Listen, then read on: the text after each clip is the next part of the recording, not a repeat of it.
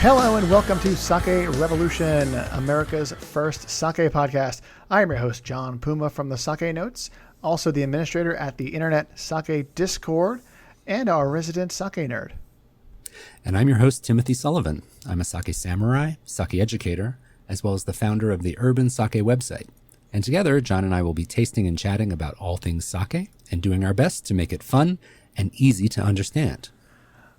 That's right, Tim. Now, we have gone over Junmai and R10 and what all that means. That was for people keeping count at home. That's episodes 4 and 5 of our show. Very, very long time ago, Tim.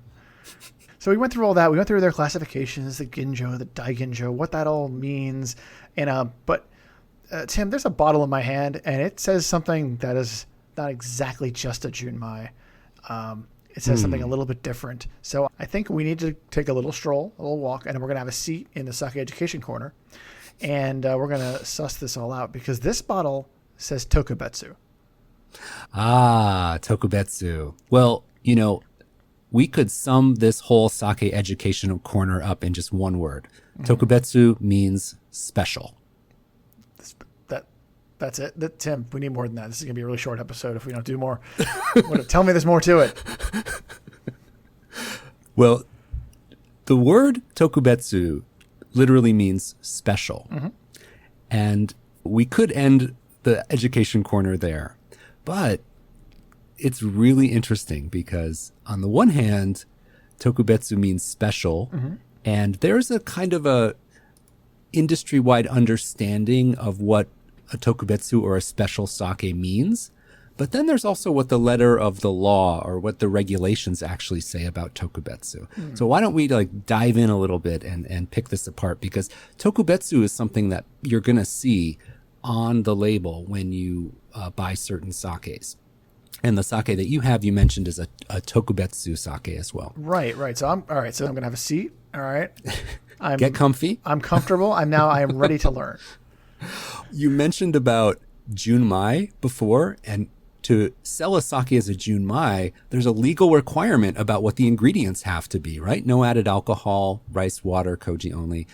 Or if you call a sake a Honjozo, you know, you need to mill the rice down to 70% or less remaining, and you have to add distilled alcohol. So there's rules and regulations written into the law about certain words that we use to describe sake. Yeah, we went over all of this. There are rules, like you mentioned. There are hard and fast rules. Yeah, Tokubetsu means special, and a brewer can apply this word to any sake where they do a different or unique or special process on the sake. So anything special?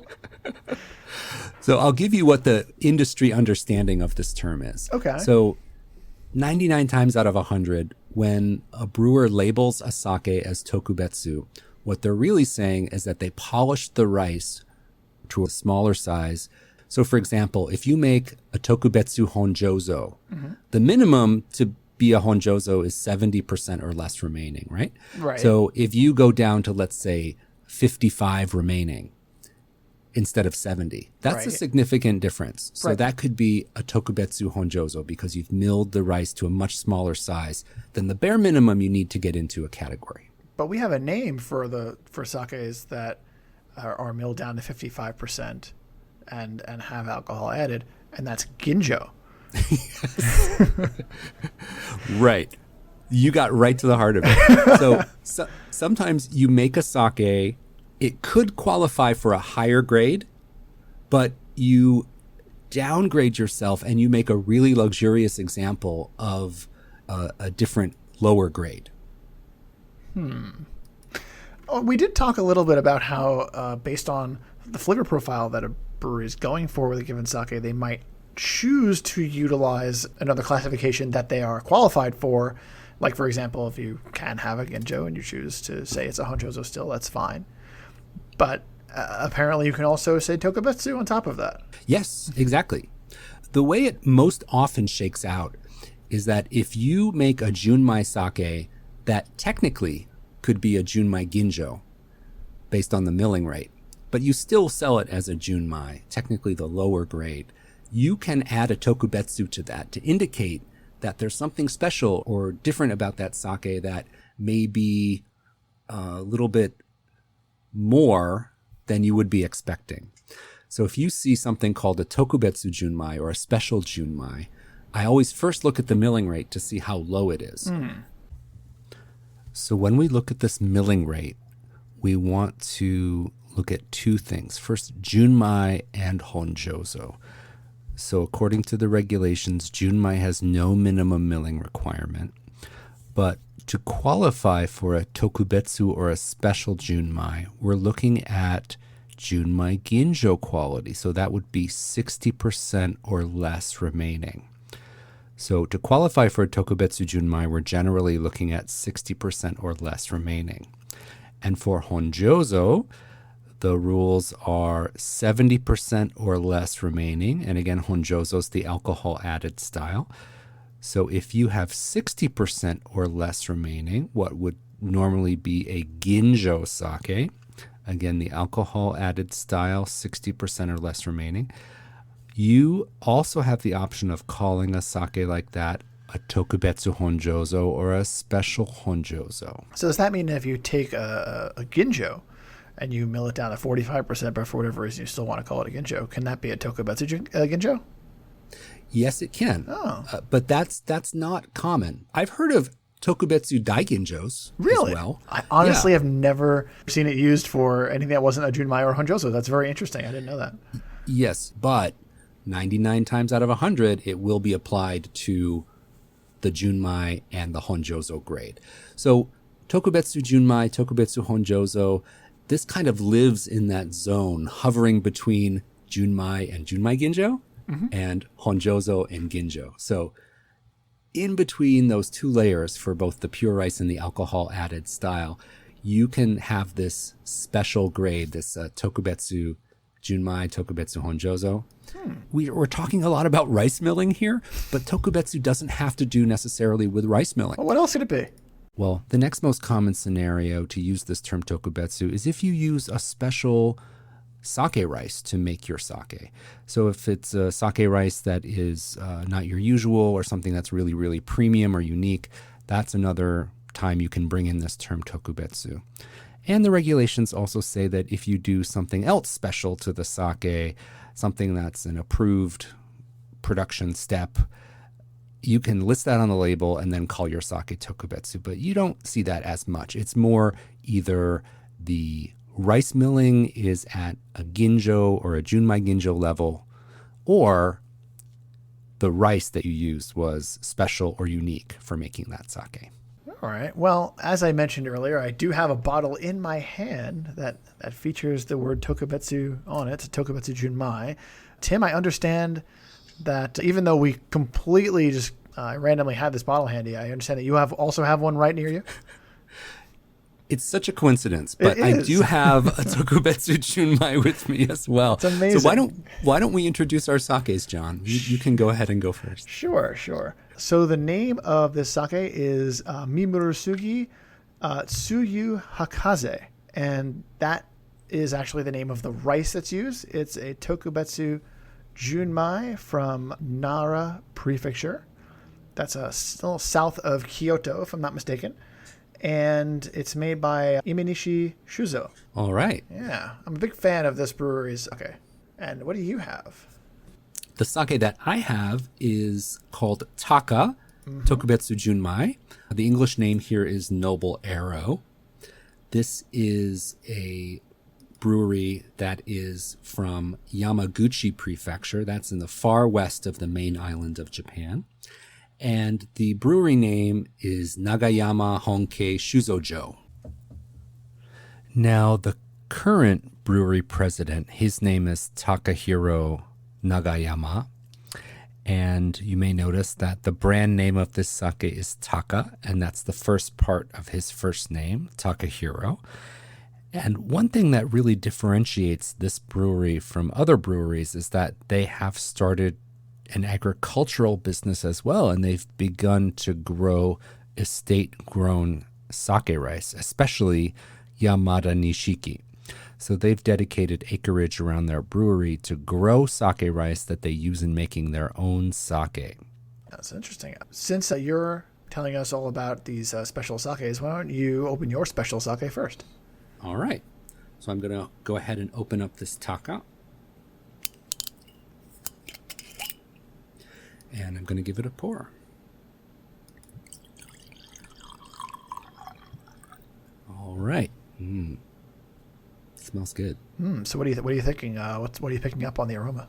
Well, I read some information about this brewery, and one of the key words that came across for this sake was minerality. And you really get a sense for that in the aroma when you think of like slate or stone. A little bit of a minerality driven note on the aroma.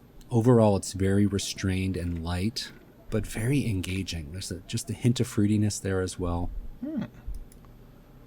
Not much overt rice and not even any kind of like a lactic or dairy character, but some gentle fruit, but a little bit of a minerality note on the aroma. Really, really lovely. Let me give it a taste. Sure.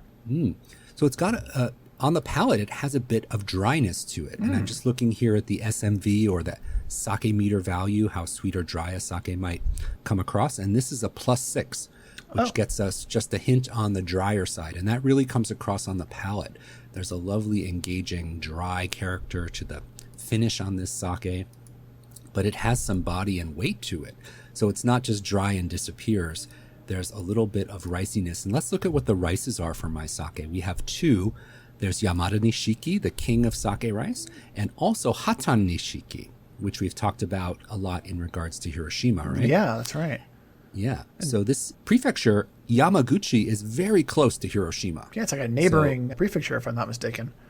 That's absolutely right. So it makes sense that they would have access to some pretty darn good Hatan Nishiki. So we've got this combination of rices, really delicious. There's a nice depth here, too. It's not just one note, not light. There's a dryness. It's got good body and medium finish. So it doesn't disappear too quickly, but it doesn't linger too much as well. Really nice medium finish as well. Sounds really well balanced. Yeah. And that note of minerality pervades this whole sake. So you really get a sense of this lovely depth of flavor and really good structure, I'd say. Good structure to this sake, too. Nice. And did you mention what the milling rate was on this? This is a 60% remaining. Okay. So when we talk about Tokubetsu, what makes something special? When a Junmai sake is milled to 60%, that could qualify for the next grade up, right? 60% could be a Junmai Ginjo. So this sake, the Tokubetsu Junmai, if it, sold in Japan, could legally sell as a Junmai Ginjo. But they're selling it as a Junmai, so kind of one grade below what it could qualify for. I see. And often when that's the case, they sell it as a Tokubetsu Junmai or a special Junmai. And in your case also, using Yamada Nishiki in a Junmai also could be something that would be construed as special, perhaps? Yeah. When a sake can qualify for a higher grade and it's sold as the lower grade and called Tokubetsu, then chances are very, very high. The reason they're employing that Tokubetsu is because you're getting Junmai Ginjo quality in a Junmai. If that makes sense. Excellent. Yeah. So, John, how about you? Do you want to give yours a try? I would love to. So, let me get this opened up.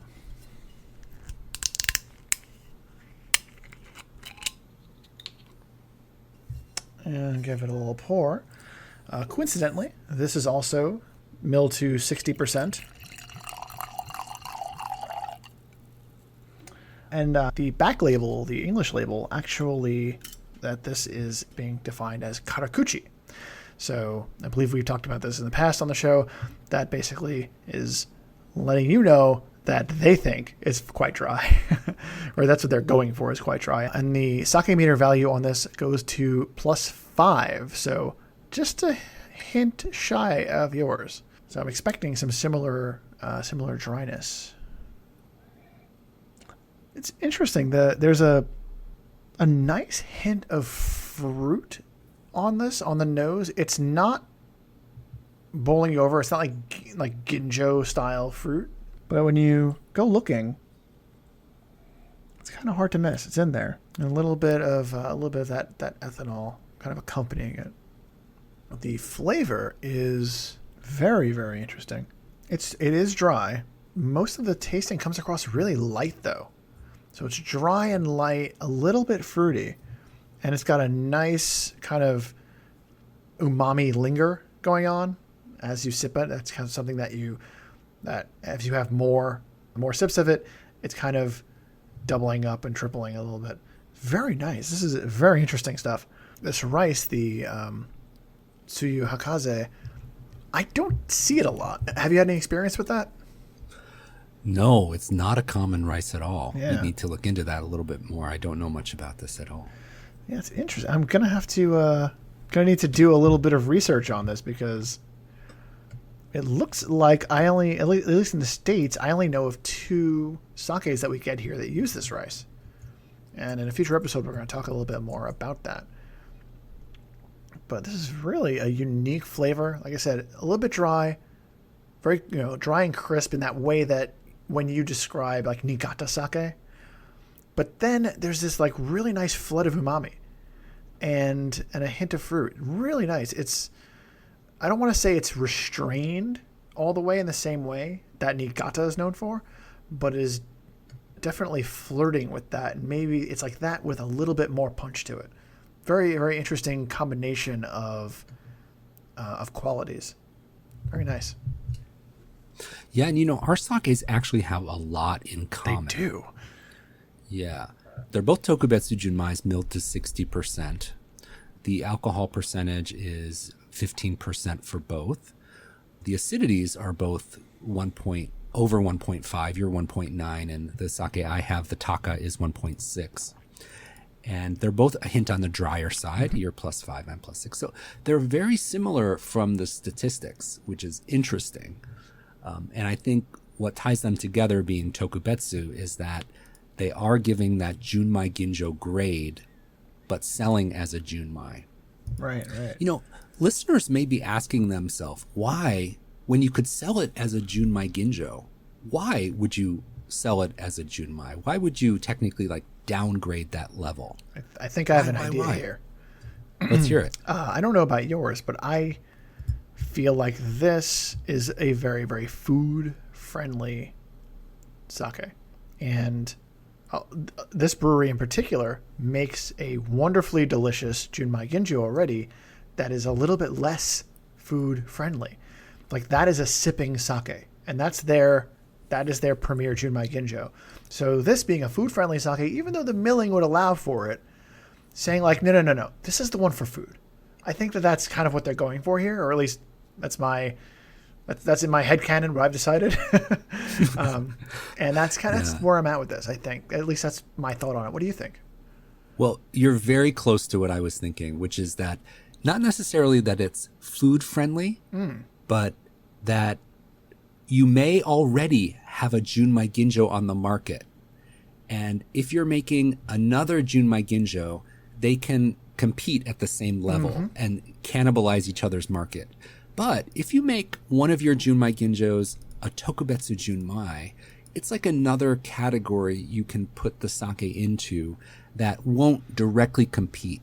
So if you're a brewery and you have 2 Junmai Ginjos on the market, then they may go up against each other. But if you make one of them a special Junmai, it brings it into a different category, and that way you can have a broader appeal. In my case for this one, I was thinking specifically about their Junmai Ginjo, which I know is a really good sipping sake. Or at least in my head, I see it that way because I love to sip it. So I have a bit of a bias. But with this one, I'm just thinking food is a very different flavor, a very different look from the brewery for this, on this sake compared to their Junmai Ginjo offering. So I do like that they kind of separate it out. Like this is a different thing. And it's a great idea. And that's exactly what this term Tokubetsu or special is all about. It gives brewers a way to differentiate a specific formulation of their sake and say, this is a special batch. You can also think of it, sometimes I say, like, think of it like a reserve, like this is a reserve batch or something special, different about this. It gives the brewers a wonderful way to say, this is a unique formulation in some way. We've done something different or special to this batch. So that's a way they can call that out using this term Tokubetsu. Yeah, so let's talk about food pairing. I've had your sake before, but not for a long time. So I'd really love to talk about what foods might pair really well with that. For mine, oh gosh, it's really got such good balance to it. And I think this is a super versatile sake. The one that I have, the Taka Noble Arrow Tokubetsu Junmai. I've had that as well, but not for quite a while. And I agree with you. It is a versatile sake. I don't know. Again, I haven't had it for quite a while, but based on my own memories of the flavor, if I would go all spicy with it, but I think something heavy it would really cooperate with. What do you think? So, we're getting into the more autumnal months right now. It's getting a little bit chillier outside. And around this time of year, I love to eat things like roasted foods. So I think about roast chicken and root vegetables, that very classic American dish of a roasted chicken. So good. And that type of roasted chicken with a little rosemary in there and then roasted root vegetables underneath, that type of dinner is one of my absolute favorites. And I think breaking this out with the very light minerality here, the hint of dryness, but still the body and the structure, would be a wonderful pairing with like American roast chicken. Ooh, all right, nice. I think that would be great. Yeah. I wish that I had waited to eat dinner until after I opened this, because so I ate. We had a hearty meat sauce, a pasta, like a bolognese, and it was like a veal, pork, and beef blend, ground, kind of ground meat into a sauce, and I want to go back and have that again with this sake. Since I started tasting it, I can't stop thinking like, oh, that I had some wine with it, but I think this would go even better. I think this is going to be very friendly for that style of food. And we both, it seems like we both have ideas towards.